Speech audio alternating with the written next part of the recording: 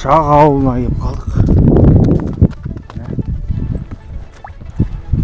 Шақтыран ауылы.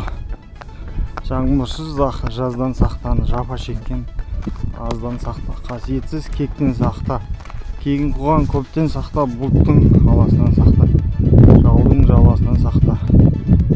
Қоңыр сопы раң ата әлі ауылы дейді. Алыс ауылдан өтіп бара жатырмыз.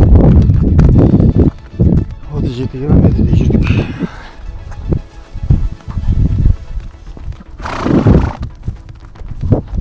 Шаршадық, жаман қатты шаршадық. Бас ауырып шығып кеткенше. Сол тек алға көруді жалғастыра беріңіздер. Кеш батып келеді міне. Қаратаудың ортасына кіріп, жауырынға өтуге тырысамыз. Қазір таудың арасында қойшылар бар дейді. Кездесіп жатса, солардан өтініп, соларға қонып, ертесіне жауырынға жетеміз. Анау алда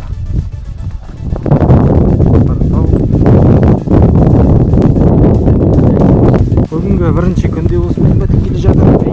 5-6 километрдей жүрдік. Өте көп жүрдік, шаршадық. Жаңа соңына келгенде ішетін су таппай шөлдеп қатты қиналдым. Өте қатты қиналдым. Сосын жаңа осы ауылға келіп, Сүмбе ме қандай ауыл атын ұмыттым. Су сұрағаннан кейін жол көрсетті. Сол жолмен, көрсеткен жолмен жауырынға жүріп бара жатырмыз. Тамашалап отырыңыздар. Подписка, лайк бәрін баса беріңіздер, комментарий.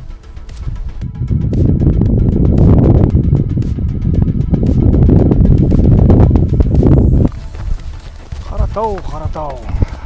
Міне қазір бұл жеріне қонамыз. 60 километрге жүрдік бүгінге. Шаршадық, өте қатты шаршадық. Бірінші күн 2023-тің бірінші күні. Осылай қарай көруді жалғастырыңыздар.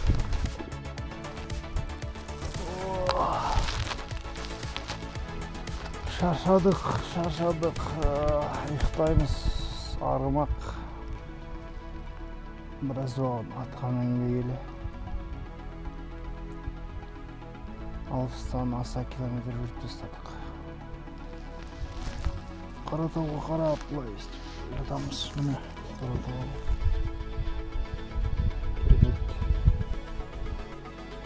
Осы екі ордадан өтеміз. Таңертең бұйыртса жаңғырғанға арғымақ. Айда!